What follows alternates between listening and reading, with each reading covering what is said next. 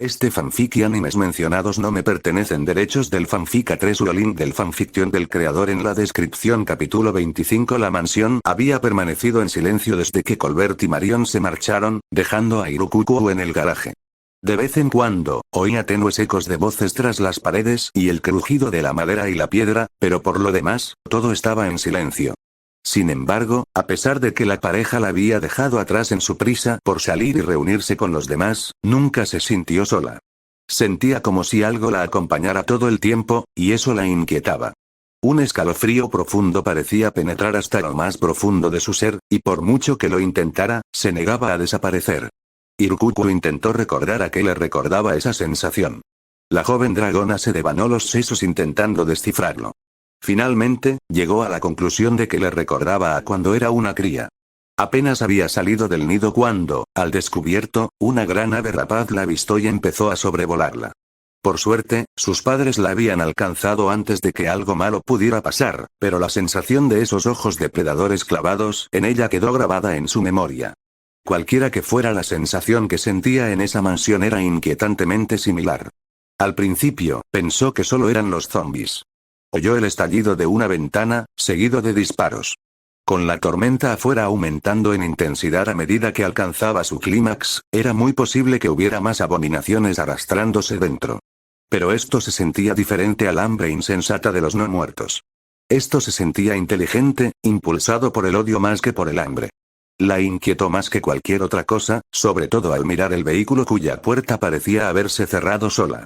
Irukuku se alejó del vehículo lo más posible. Desde que la puerta se cerró de golpe, el aire a su alrededor parecía anormalmente frío. Sentía escalofríos cada vez que se acercaba, y podría haber jurado que vio su aliento en algún momento. Pero podría haber sido solo la iluminación. Siendo sincera, probablemente eran solo los nervios jugándole una mala pasada.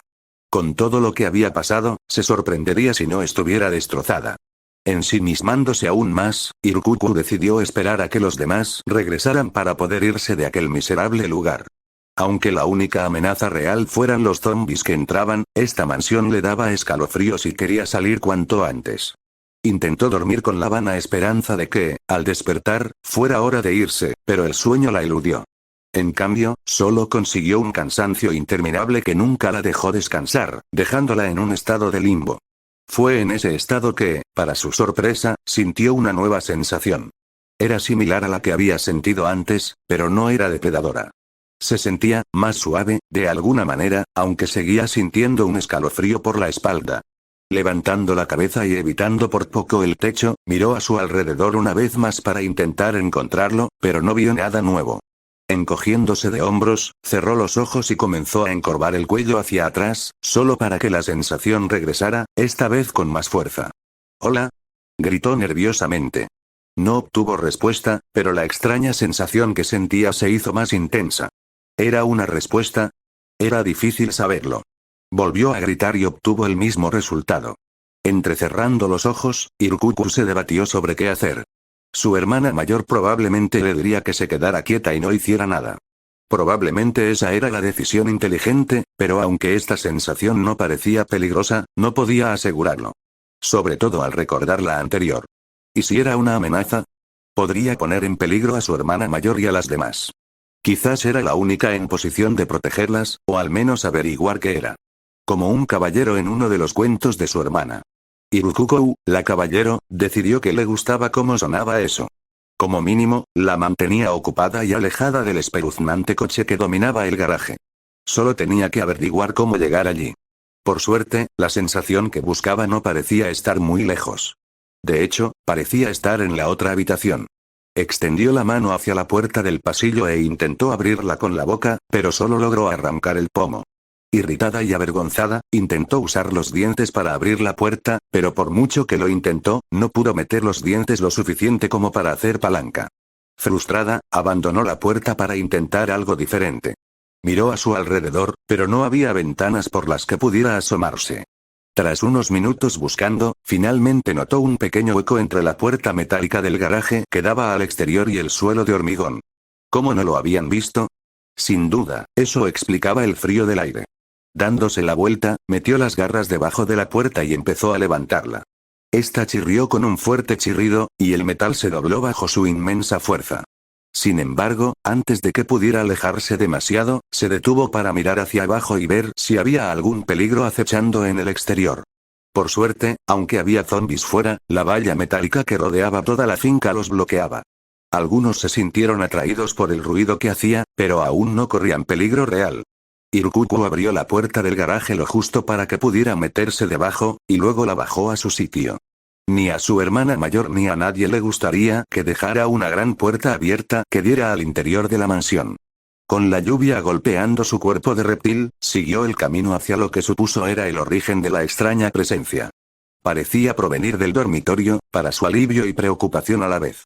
Si no era nada, significaba que no estaría mucho tiempo bajo la tormenta, y si resultaba ser algo, estaba en condiciones de actuar de inmediato. Encontró la ventana más cercana a la habitación e intentó mirar dentro, pero rompió el cristal con la cabeza.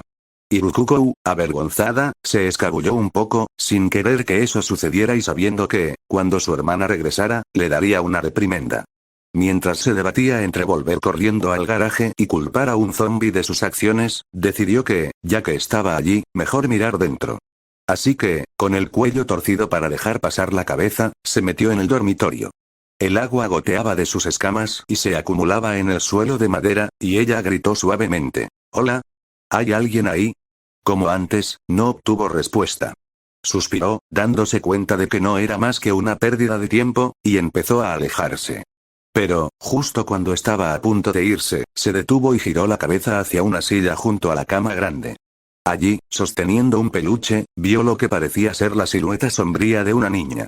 Con el vizconde Guardes al frente, Tabitha y Kirche siguieron al grupo dividido de magos y plebeyos por el pasillo hacia el almacén y las escaleras del sótano. Los cristales rotos del encuentro cercano a la muerte de Kirche crujieron bajo sus pies, y el viento que soplaba por el pasillo le provocó escalofríos. Tabitha lo ignoró y mantuvo su revólver en la mano, con la mirada fija en las oscuras figuras que se arrastraban al otro lado de la ventana. Frecuentes relámpagos iluminaban a las abominaciones no muertas por lo que eran, y algunos intentaban entrar en el edificio metiendo los brazos por los huecos de la ventana atrincherada. Aguantaba, por ahora, pero no tenía ni idea de cuánto duraría. Ninguno de ellos lo sabía. «Todos, a por mí», ordenó Guardes con calma mientras abría la puerta con la mano libre, agarrando con fuerza la vara espada con la otra. Suero tenía la escopeta pegada al hombro, apuntando a la oscuridad, listo para disparar a cualquier cosa al otro lado. Por suerte, no parecía haber ningún peligro acechándolos, así que avanzó lenta y cuidadosamente. Detrás de él estaban el barón Bayouy y el profesor Colbert, acompañados por Marion y Vivian. Nadie emitió ningún sonido mientras bajaban lentamente las escaleras. Una vez dentro del sótano, Tabitha buscó un interruptor en la pared con la mano. Al sentirlo, lo levantó para encender las luces. Inmediatamente, una de las lámparas del techo explotó, lanzando fragmentos de vidrio roto y una lluvia de chispas al suelo de cemento. Algunas de las otras lámparas se encendieron con éxito, pero en general el sótano permaneció a oscuras, solo parcialmente iluminado por la luz incandescente. El aire mismo era denso, con partículas de polvo colgando de hilos invisibles. Algunos miembros del grupo tosieron al llenarse los pulmones de polvo, lo que involuntariamente hizo que Tabitha diera un respingo y casi les apuntara con el revólver a la cabeza, pero se contuvo. No toda tos era señal segura de muerte, algo que tenía que recordarse constantemente, ya que el recuerdo de la transformación de Alphonse aún pesaba en su mente. Guardes sacó una linterna y comenzó a iluminar los rincones oscuros del sótano. Desde su posición estratégica, la distribución del sótano coincidía con lo que indicaban los planos. Un pasillo en forma de L invertido. Justo enfrente del almacén del que salieron había una pared de ladrillo sin ningún rasgo distintivo. Si Tabitha fuera una apostadora, supuso que Agnes y Julio estaban al otro lado de esa pared.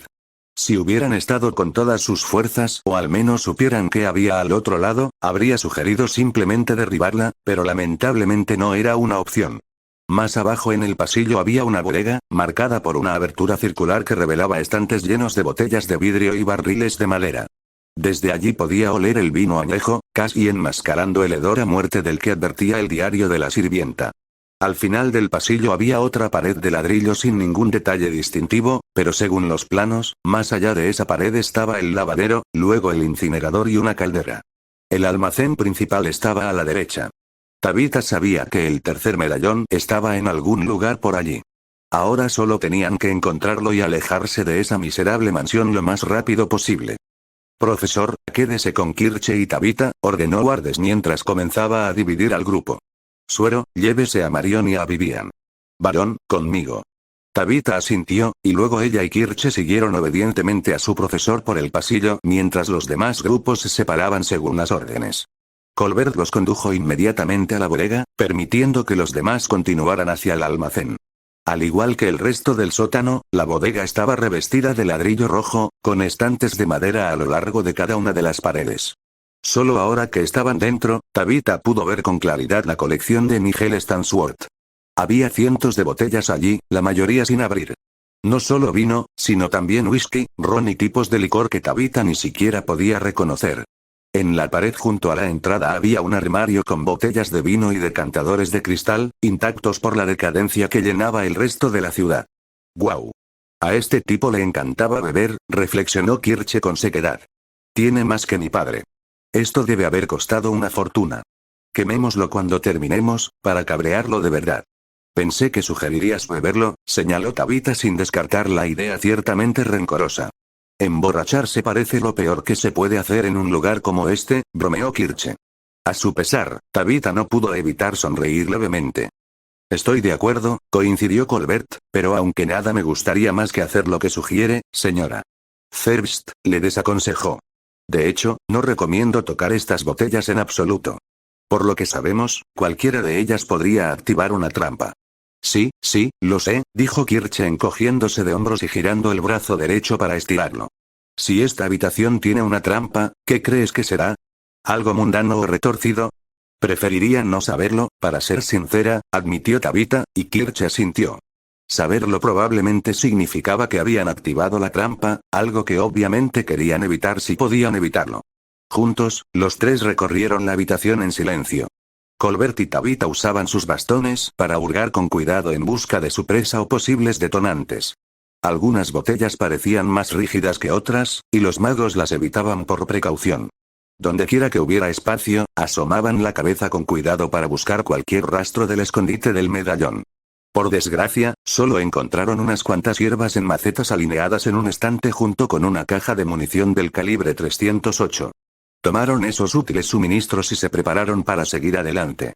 Sin embargo, mientras se dirigían a la entrada, Tabitha sintió un escalofrío que le recorrió la espalda. Se giró rápidamente, con la mano en el revólver, preparada para sacarlo.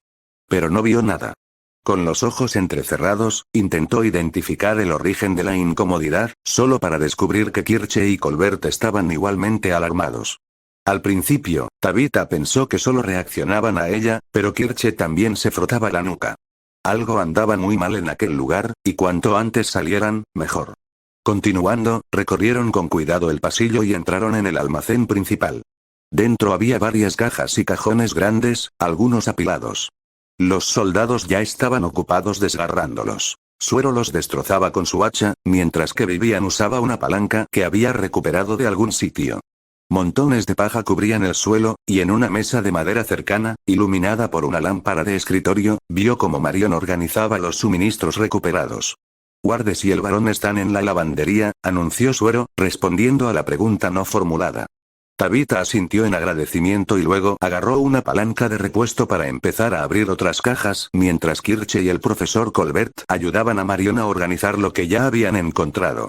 Una de las cajas podría contener el medallón, o al menos algunos suministros útiles.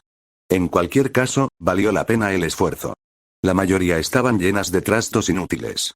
Animales de peluche, botellas de vino importadas que el comprador nunca llegó a guardar en la bodega. Algunas estaban simplemente vacías. Finalmente, una de las cajas que Tabitha abrió reveló algo que le llamó la atención de inmediato. Era un rifle de cerrojo con culata de madera marrón oscuro y una mira telescópica. En la parte trasera del arma había una funda de tela con suficientes ranuras para 10 cartuchos en cada lado. La recogió con cuidado, comprobando el peso en sus manos, y la encontró aceptable. En el lateral del cañón estaban grabadas las palabras Winchester modelo 70, 308 Winchester, lo que le recordó la caja de municiones que había encontrado antes. La sacó de su bolso, tomó una de las balas y echó el cerrojo. Al introducir el cartucho en el cargador, comprobó que encajaba perfectamente, e insertó todos los que pudo.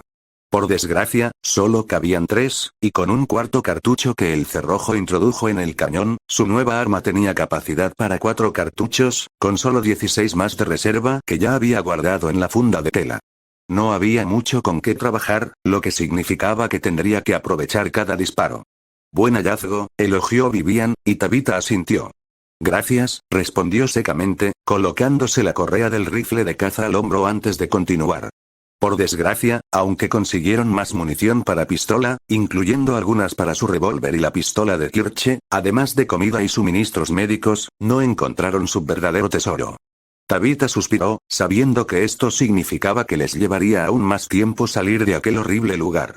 Pero antes de que pudiera decir nada al respecto, los altavoces de la pared parecieron crujir, seguidos de un gruñido de esfuerzo.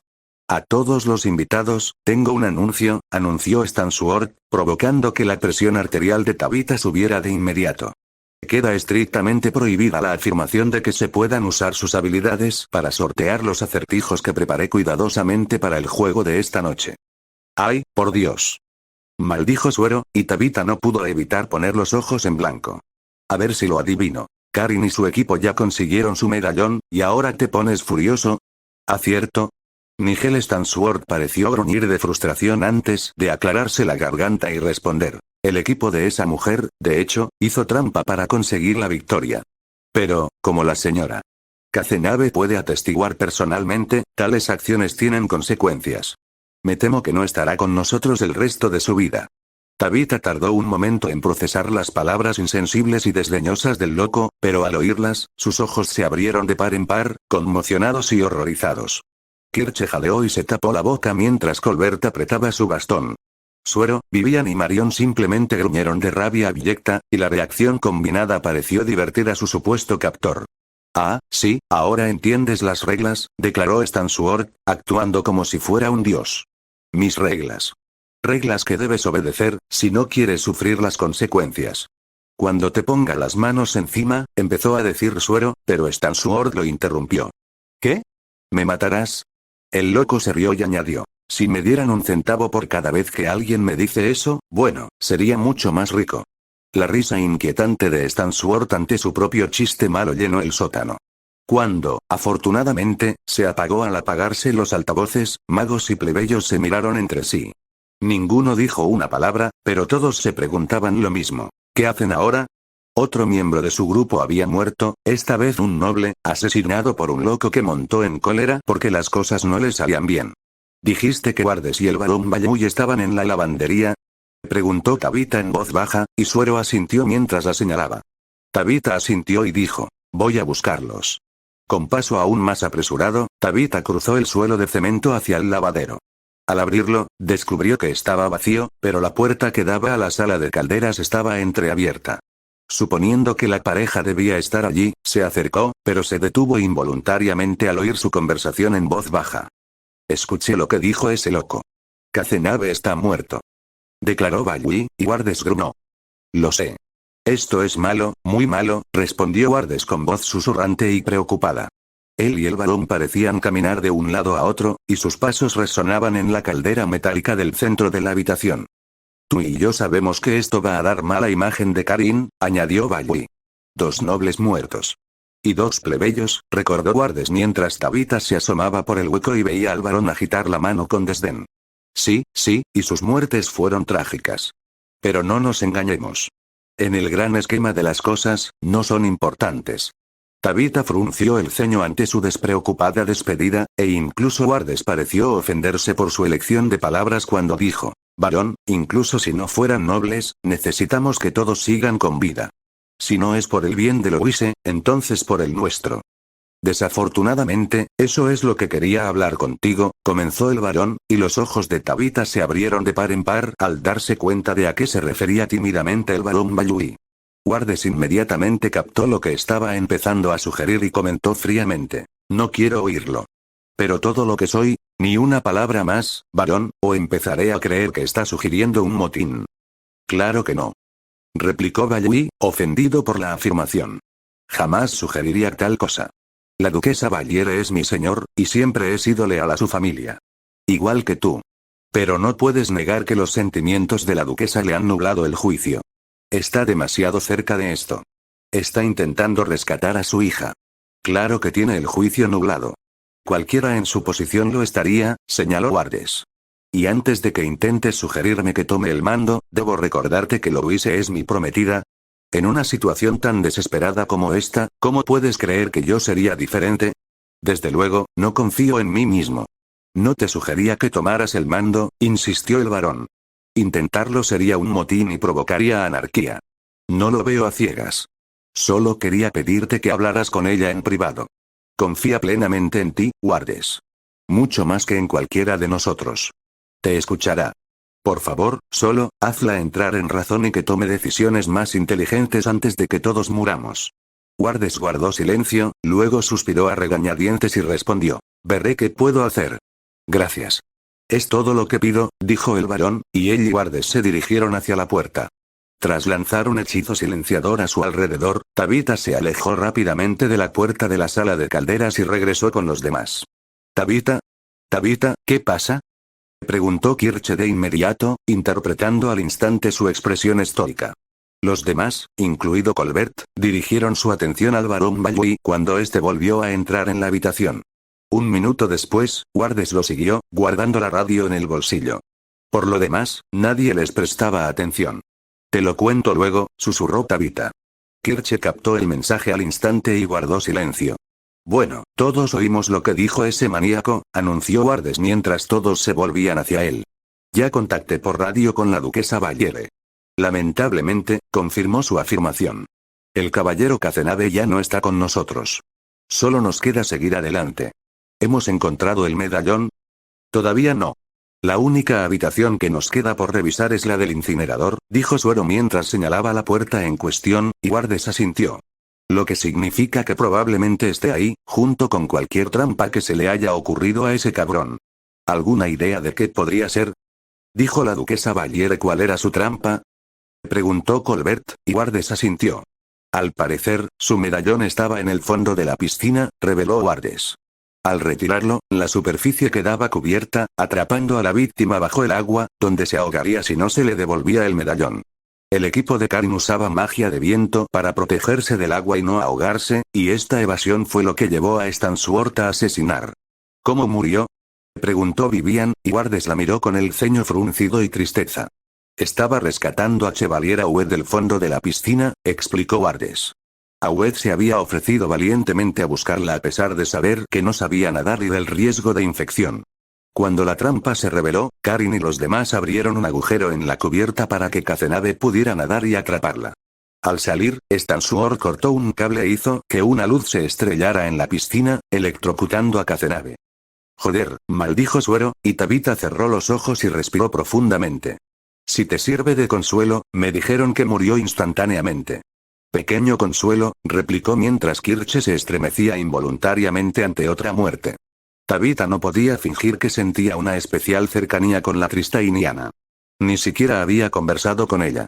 Pero eso no significaba que no pudiera entristecerse por su muerte, sobre todo por una tan horrible. Había visto lo que les sucedía a las personas asesinadas por la magia del rayo, y la electricidad, al parecer, era bastante similar. Al menos fue rápida. Tras unos instantes, Kirche por fin logró calmarse. Empezó a darse golpecitos en la barbilla, pensativa, mientras se dirigía al incinerador y abría la gruesa puerta metálica para mirar dentro. Para Tabitha, Kirche intentaba distraerse de la pérdida intentando, al menos, ser útil, así que no se movió para detenerla. Algo me dice que el incinerador en sí probablemente tenga algo que ver con la trampa, sugirió Kirche mientras los demás se agolpaban detrás de ella. Parece que no está encendido, dijo Marion, entrecerrando los ojos. Pero estas paredes son gruesas, y esta puerta de metal, si se produjera un incendio aquí, esta habitación se convertiría en un horno, advirtió Colbert, y Kirche hizo una mueca. Así que ese es su juego, empezó Suero. Entramos, agarramos el medallón, el dispositivo se enciende y la puerta se cierra tras nosotros, y entonces nos cocinamos vivos. ¿Cómo vas a salir de ahí? No lo eres, concluyó Vivian secamente y con el ceño fruncido. Pero logré desactivar la trampa de la sala de mármol, señaló Kirche, enfatizando su escopeta. Probablemente haya una manera de hacerlo con esta también. Tal vez, pero eso no significa que este juego no esté amañado a favor de Stan Sword, replicó Marion. Tuvimos suerte de que tú y Tabitha estuvieran en la otra habitación cuando se cerró la puerta. Dudo que el destino haya sido tan benévolo con nadie más. Ward tarareó y luego reflexionó mientras se frotaba la barba. Entonces, eso nos deja dos opciones. El medallón está definitivamente ahí, junto con una trampa para protegerlo.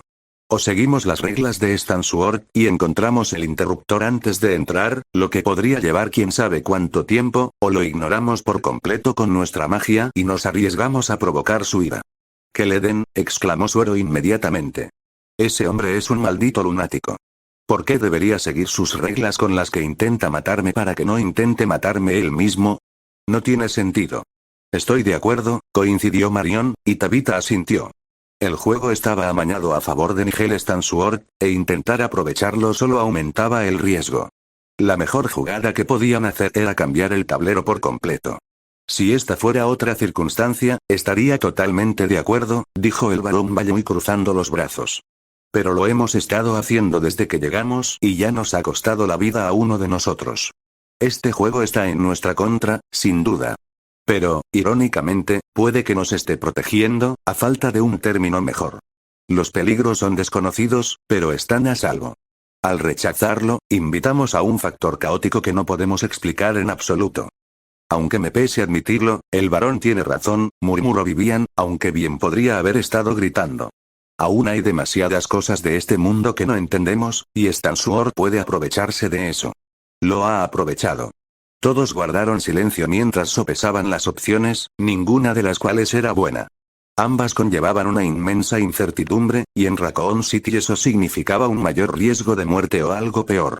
Sería muy fácil decir que simplemente debían tomar una postura y no seguir las reglas de Stan Sword, pero ¿cómo hacerlo si hacerlo podría resultar en que su intervención directa provocara la muerte de otro de ellos? Ward ciertamente parecía estar considerando las implicaciones, mientras Kirche buscaba entre todos una guía que no podían ofrecer. Entonces el profesor Colbert se irguió y dijo, «Creo que rechazar a Stan Sword es nuestra mejor y única opción. Al seguir sus reglas, contamos con la misericordia de un loco. No pretende que ninguno de nosotros salga vivo de esta mansión. Quiere que muramos horriblemente para su propia y retorcida diversión. Por lo que sabemos, ni siquiera hay forma de escapar de la trampa que se esconde dentro del incinerador». Los demás consideraron sus palabras, y él continuó, de pie frente al incinerador. «Soy un mago de fuego de clase cuadrada. No hay nadie más capacitado aquí para lidiar con la trampa que se esconde en esa habitación. Déjenme entrar y recuperarla. Debería poder con lo que me lance la trampa». «Sabes que eso va a provocar represalias», advirtió el barón Balloy, y Colbert asintió. «Sí, pero sabemos que se avecinan represalias». «Eso significa que podemos prepararnos», afirmó Colbert. Tabitha frunció el ceño. Aunque estaba totalmente de acuerdo con su punto, eso no significaba que desconociera los riesgos. ¿Pero qué otra opción les quedaba? No podían permitirse no hacer nada. Lentamente, los demás se volvieron hacia Wardes, dándole la última opción. El vizconde y el profesor se miraron fijamente. Tras unos instantes, ambos asintieron. «Formen un perímetro defensivo ahora», ordenó Wardes. Mientras todos se preparaban para obedecer, Colbert respiró hondo para calmarse antes de entrar en la sala del incinerador y observar el mecanismo que dominaba la pared del fondo. En un abrir y cerrar de ojos, logró abrir un panel oculto y buscó algo dentro. En ese preciso instante, la puerta se cerró automáticamente tras él con un fuerte ruido metálico, impidiéndoles ver a su profesor al activarse la supuesta trampa. Una punzada de miedo la atravesó involuntariamente, pero se obligó a superarla. El profesor Colbert había demostrado ser sorprendentemente capaz en Raccoon City, así que confiaba plenamente en que estaría bien.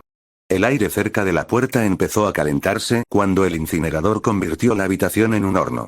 Ninguno de ellos podía ver ni oír qué estaba pasando, pero la temperatura subía rápidamente. De hecho, los bordes de la puerta de acero empezaron a brillar al rojo vivo después de solo unos minutos. ¿Cómo se suponía que alguien sobreviviría a eso? Se preguntó mientras escuchaba a Kirche rezar por la seguridad de su maestra a su lado. Una persona normal habría muerto mucho antes de que llegara el calor, y habría sido una tortura. Finalmente, el calor empezó a disminuir y la puerta se enfrió. Cuando por fin se destrabó, se abrió con un fuerte chirrido, dejando escapar vapor y aire caliente. Allí, de pie en medio de la habitación, estaba el profesor Colbert. Un anillo de hollín negro rodeaba sus pies, mientras que él mismo estaba completamente intacto, salvo por una gruesa capa de sudor que le cubría la piel. En su mano llevaba un medallón de bronce idéntico a los demás, este grabado con la imagen de un león. Mientras el profesor salía de la sala y se reunía con los demás, Marion le lanzó una botella de agua, que aceptó con entusiasmo y bebió con avidez. Se limpió el exceso de agua de los labios mientras tiraba la botella de plástico vacía, agradeció a la mosquetera su generosidad y le entregó a Wardes su premio. Wardes sonrió mientras sostenía el disco metálico del tamaño de la palma de la mano. Colocó la mano sobre el hombro de Colbert para agradecerle como es debido, y entonces oyeron un gruñido proveniente de algún lugar de la habitación. Tramposos, oyeron sisear a Stansworth. Con el rabillo del ojo, Tabitha vio una figura fantasmal que se movía con una velocidad anormal hacia la otra pared. Inmediatamente apuntó con su revólver hacia la aparición, pero apenas divisó la silueta de un hombre que clavaba lo que parecía un gancho en la pared de ladrillos. Tiró con todas sus fuerzas, provocando el derrumbe de la pared y revelando un enorme agujero en la tierra. Un agujero lleno de ratas gigantes infectadas. Sin decir palabra, Tabitha y los demás abrieron fuego contra el agujero mientras una plaga de roedores, grandes y pequeños, se abalanzaba sobre ellos. Colbert lanzó una llamarada que incineró a los roedores más pequeños, pero los más grandes la atravesaron sin sentir miedo ni dolor, con los dientes ensangrentados y las mandíbulas podridas hambrientas de la carne de los vivos. Al secarse el revólver, Tabitha cambió a su rifle de caza recién adquirido y apuntó con la mira a la cabeza de una rata grande. Al apretar el gatillo, el rifle golpeó con fuerza su hombro y la cabeza del zombi estalló como un melón. Giró el cerrojo y cargó otra bala mientras el fuego y la magia inundaban el sótano. La plaga parecía interminable. Retirada. Retrocedan ya. Ordenó Wardes mientras disparaba rayos que electrocutaban todo lo que tocaban. Vivian disparó su metralleta Uzi contra la horda peluda, y el estallido de las escopetas de Suero y Kirche hizo volar pedazos por todas partes. El barón Bayouy había conjurado un golem de hormigón que pisoteaba a las ratas y las ahuyentaba con sus brazos como garrotes, pero éstas seguían trepando por encima y a su alrededor. Pronto salieron del almacén y entraron al pasillo, pero las ratas seguían llegando. Tabitha cargaba desesperadamente balas en su rifle, disparando una y recargando otra para volver a disparar. A mitad del pasillo, una de las ratas más grandes logró escabullirse y se dirigió directamente hacia ella. Se abalanzó hacia la bodega y disparó su rifle. Pero la mira le dificultaba apuntar a algo tan cerca, y solo logró arrancarle una pierna. Mientras la criatura gruñía y se arrastraba hacia ella, Kirche gritó e intentó recargar su escopeta para ayudar a su amiga. Pero le temblaban tanto las manos que dejó caer los casquillos. Tabitha se arrastró desesperadamente hacia atrás, agarrando todo lo que podía para lanzárselo a la criatura.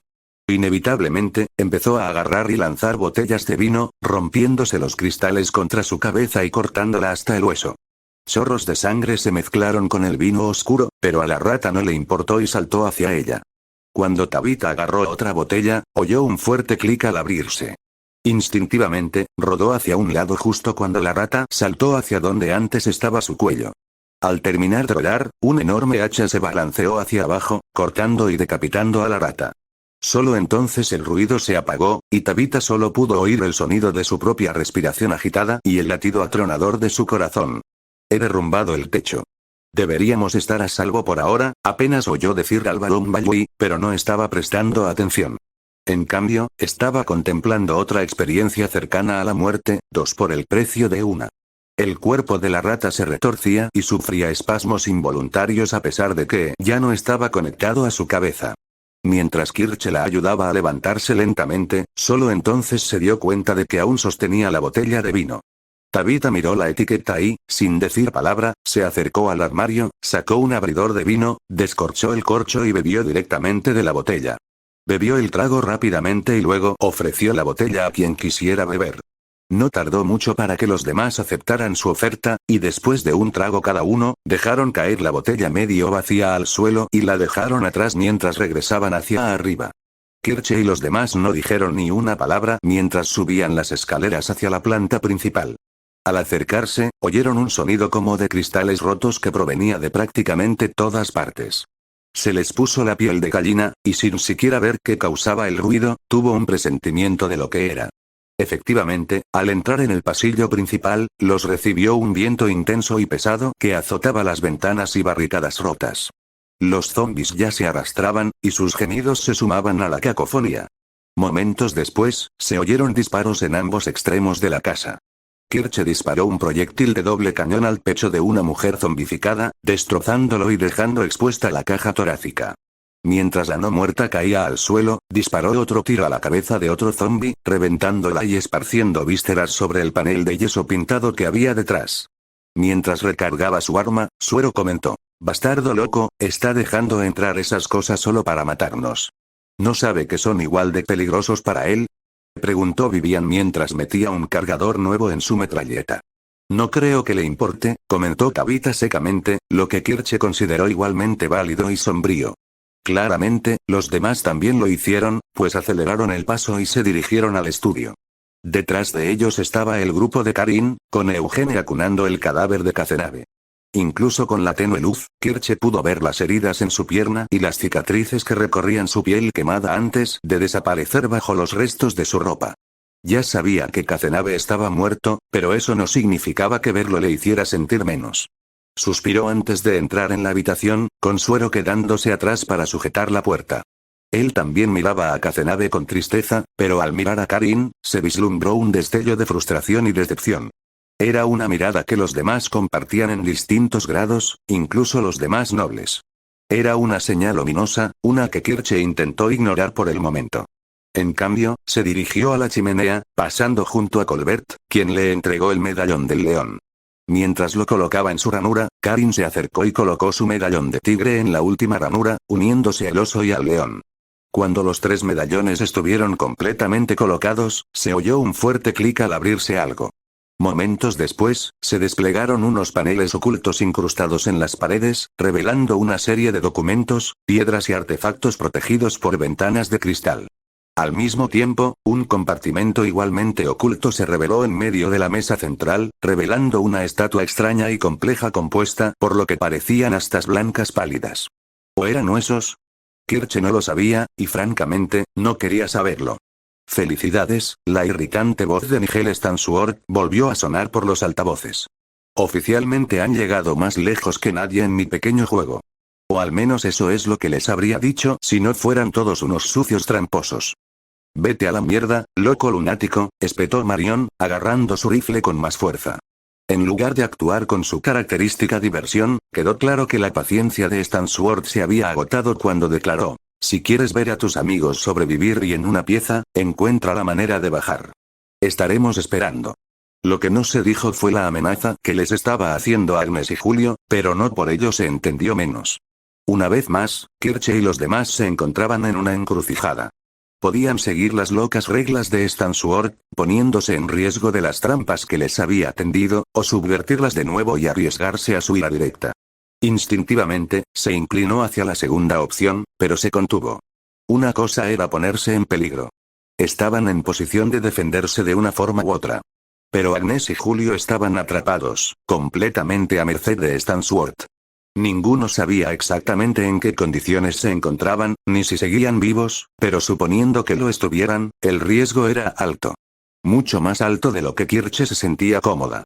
Suspiró y luego comenzó a mirar alrededor de la habitación en busca de pistas mientras se decía a sí misma: «Está bien, veamos qué tenemos aquí». «Miren a su alrededor, a ver qué encuentran», ordenó Karin, y los demás obedecieron. Suero y Vivian fueron a vigilar la puerta mientras los demás inspeccionaban el entorno. Tras los muros, se oían los gemidos de los no muertos, y Kirche se estremeció. Sus pensamientos se dirigieron brevemente hacia Silpit, y deseó que la dragona estuviera a salvo. Claro que, de joven, seguía siendo una dragona, así que era más que capaz de defenderse. Empezó inspeccionando cada uno de los paneles revelados, que para su confusión parecían ser una serie de artículos de periódico cuidadosamente recortados y ordenados. Sin embargo, al leer los titulares, su confusión dio paso al asco. Cada artículo trataba sobre el caso de una persona desaparecida. Había al menos una docena, y solo los dioses sabían cuántos eran en realidad. El más antiguo databa de febrero, tal como revelaba el diario de Fina. Dioses, este hombre está enfermo, murmuró Kirche en voz baja, y luego siguió adelante. Se unió a Wardes, quien inspeccionaba una vitrina diferente. Esta albergaba una gran losa de piedra en lugar de recortes de periódico. Kirche no era experta en rocas. Ese siempre había sido el interés de Guiche, para gran disgusto de Montmorency, quien nunca entendió por qué su prometido estaba tan enamorado de ellas. Solo podía ver que la piedra era de un gris oscuro, pero más allá de su rugoso exterior, podía ver algo incrustado en ella. Le recordaba a las rocas que Guiche le había mostrado una vez con patrones parecidos a conchas marinas, solo que esta no parecía una concha marina. En cambio, le recordaba a un gran insecto con una cola larga y púas que salía de un cuerpo redondo y 4 patas con zarcillos que salían de lo que parecía ser su boca. No sabía qué se suponía que era esa cosa, pero parecía retorcida y extraña.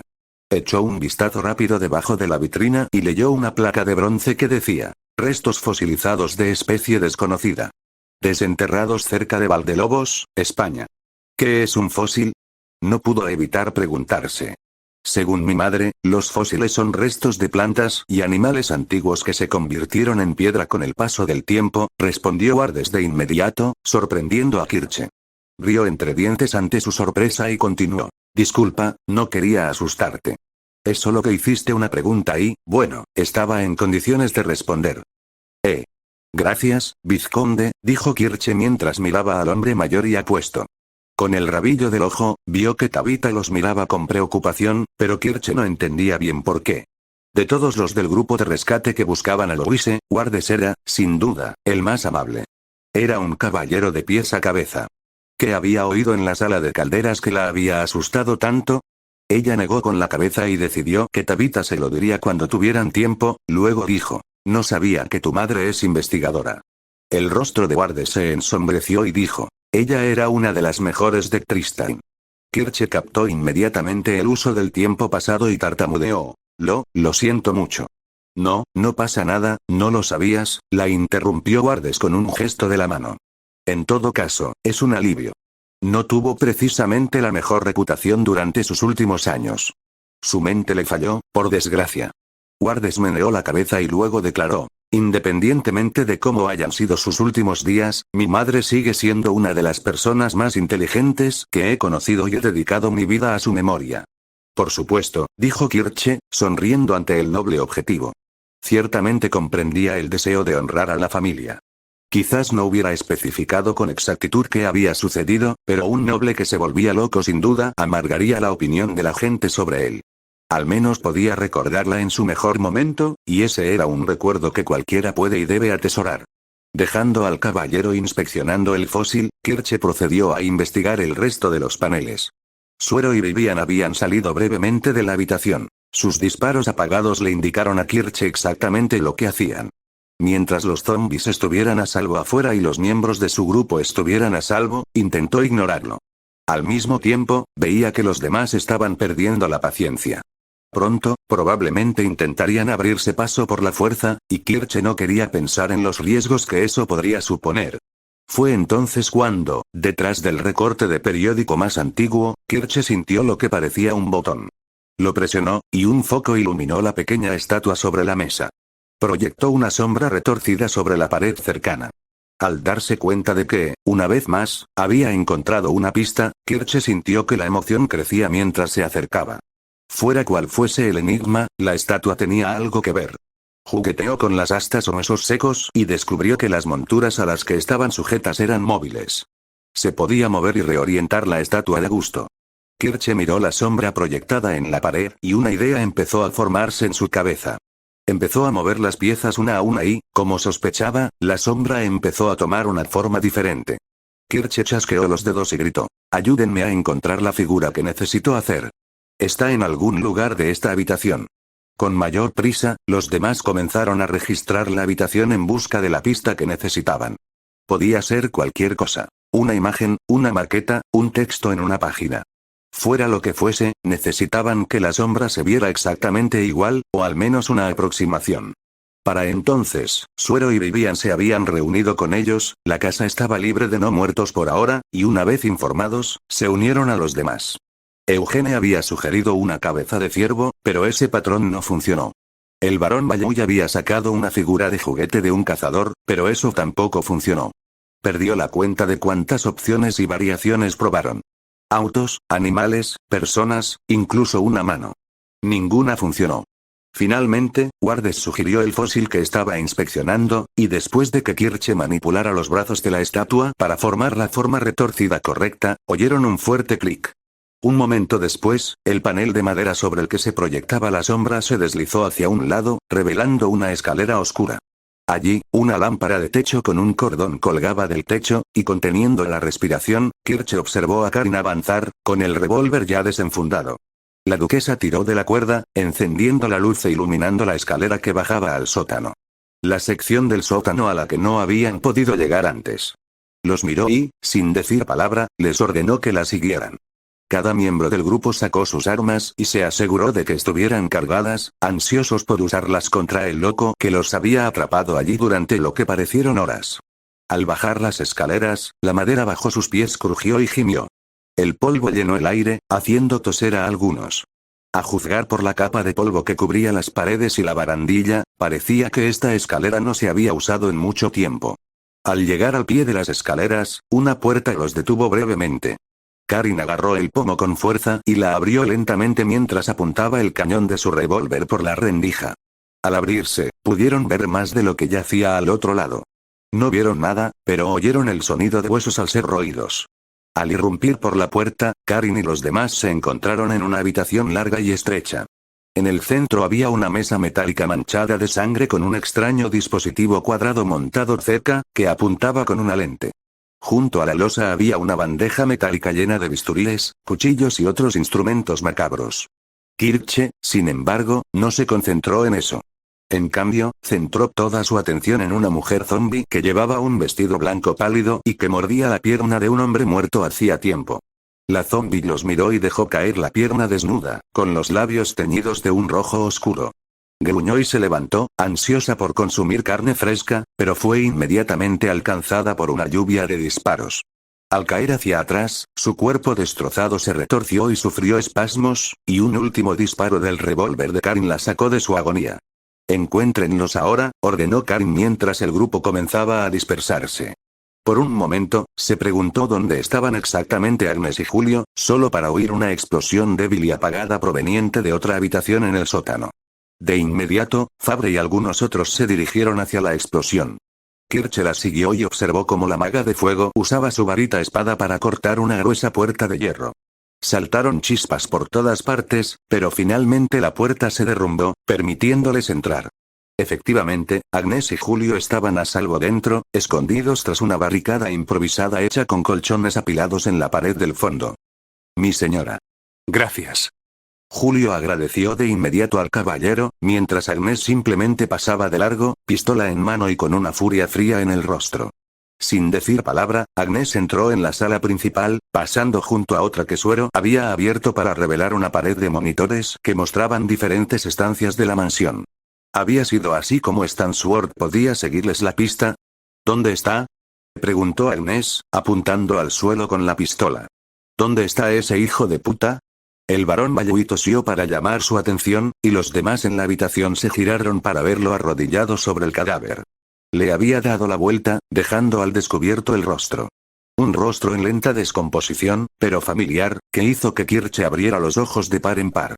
«Creo que alguien llegó a él primero», reveló el barón Bayuy mientras todos se agolpaban alrededor de lo que solo podía ser el cadáver de Nigel Stansworth.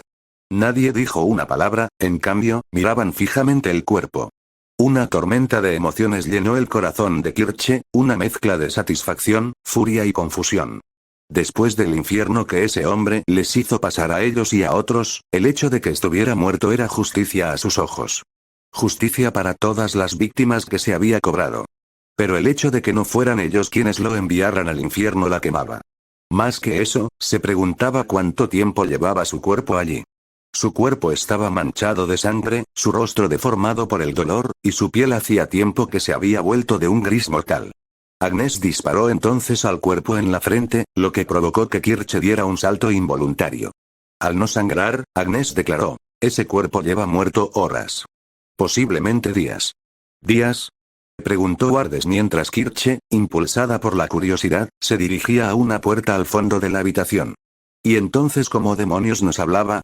¿Podría haber sido alguien haciéndose pasar por él?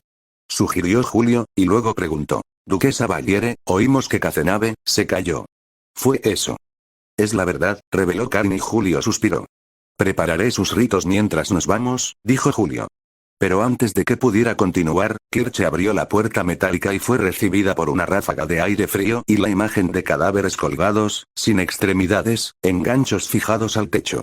La joven germana soltó un grito espeluznante al retroceder y alejarse a rastras de la horrible escena. Tabitha y Colbert se abalanzaron sobre ella de inmediato mientras Agnès, Karin y los demás miraban dentro. Algunos soldados se atragantaron y se taparon la boca al ver la escena, mientras que los veteranos más curtidos en la batalla simplemente fruncieron el ceño. Profesor, Fabre, Zerbst, comenzó Karin con voz fría como el hielo. Cuando nos vayamos, quiero que reduzcan este lugar a cenizas. Sí, señora, respondió Fabre, y Colbert asintió con cara de piedra. Kirche vomitó lo poco que pudo a un lado, pero nadie pareció juzgarla mientras se limpiaba el exceso de los labios y su amiga la ayudaba a levantarse. ¿Están heridos?, preguntó Karin a Agnès y Julio ahora que tenían la oportunidad, y ambos negaron con la cabeza. Karin asintió y empezó a decir, bien. Nos vamos. No se preocupen, la interrumpió el sonido de pasos frenéticos provenientes de las escaleras, y todos apuntaron sus armas en esa dirección. Un momento después, una chica extrañamente familiar, de cabello azul y desnuda, apareció de repente, sosteniendo un oso de peluche contra su pecho. Hermana mayor. Gritó la niña alegremente mientras se giraba hacia ellas. Miren quién soy yo. Solo se detuvo al ver la pared de armas apuntándola y se quedó paralizada. Kirche tardó un instante en recordar de dónde la había reconocido, pero Tabitha, exasperada, la reprendió por reflejo. Silpid, ¿qué te he contado sobre? Tabitha se detuvo al ver la situación abrumarla, no solo a ella, sino a todos. Kirche lo recordó. Esta chica era como Silpid, o Irkukou, se veía cuando se transformaba en humana. Pero esa transformación requería un espíritu con el que el dragón de la rima pudiera hacer un contrato. Que ellos supieran, la tierra no tenía espíritus, y el único espíritu que los acompañó huyó en cuanto llegaron a la ciudad. ¿Cómo demonios?, murmuró Kirche mientras bajaba su arma. Todos hicieron lo mismo, excepto Karin y Agnès. ¿Dragón, eres tú?, preguntó Karin, e Irkukou asintió rápidamente. Sí, sí. Irkukou es Irkukou, dijo, apretando al oso contra su pecho. Karin miró a Tabitha, luego enfundó su arma y exigió. Explícate ahora. Irkukou recuperó la compostura y luego le tendió el oso. Irkukou hizo un amigo. ¿Hiciste un amigo?, preguntó Tabitha, arqueando una ceja. ¿Quién? Sofía, anunció Irkukou con una sonrisa. Este es su osito de peluche. ¿Sofía? ¿Quién es Sofía?, preguntó el barón Bayui, e Irkukou señaló hacia atrás. Ella, respondió ella, haciendo que todos se giraran. Pero no hay nadie, empezó Kirche, pero se detuvo al verlo. Una sombra pálida se cernía sobre el cuerpo de Stansworth. No distinguía ningún rasgo, pero estaba allí con claridad. Al principio, creyó ver cosas, o quizá un efecto de la luz. Pero cuando Vivian pasó la mano con cautela por la masa sombría, esta reaccionó y la miró fijamente mientras el mosquetero le agarraba la mano, repentinamente fría. No le gusta que hagas eso, le advirtió Irkukou. Pero no te preocupes, Sofía es buena. ¿Es ella?, preguntó Tabitha, temblando de repente más de lo que Kirche jamás había visto a su amiga. ¿Es un espíritu? ¿Sí?, dijo Irkukou mientras le ofrecía el osito de peluche. Sofía e Irkukou son amigos, y me está ayudando a ser útil. Tabitha se estremeció y se aferró con fuerza al brazo de Kirche, lo que le hizo darse cuenta de que su amiga estaba realmente asustada. No, estaba aterrorizada. ¿Le tenía miedo a los fantasmas? Era una idea extraña, pero Kirche no se concentró en eso por ahora. En cambio, decidió que necesitaban respuestas. ¿Cómo es posible?, preguntó Julio.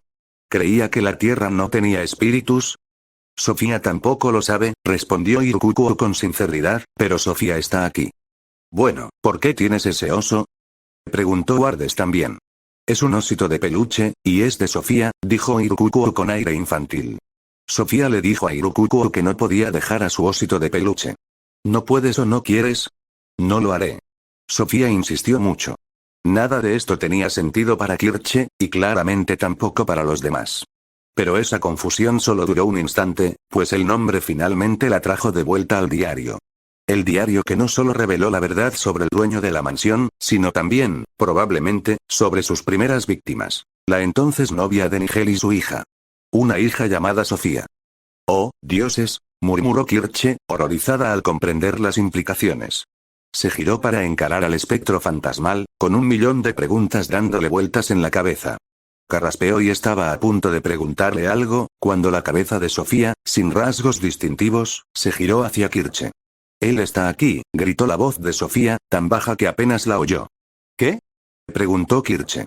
«Corre», advirtió Sofía, y entonces una nube de humo se extendió hacia el oso de peluche. Antes de que nadie pudiera preguntar qué pasaba, las luces del techo parpadearon. La temperatura bajó repentinamente, y Kirche pudo ver su aliento nublarse ante sus ojos. Una presencia oscura, etérea y malévola era percibida por todos, y sus instintos le gritaban que corriera. Lentamente, giró la cabeza hacia la puerta de la escalera, solo para ver otra sombra, aún más oscura, de pie frente a ella. La sombra de un hombre, sosteniendo un gancho.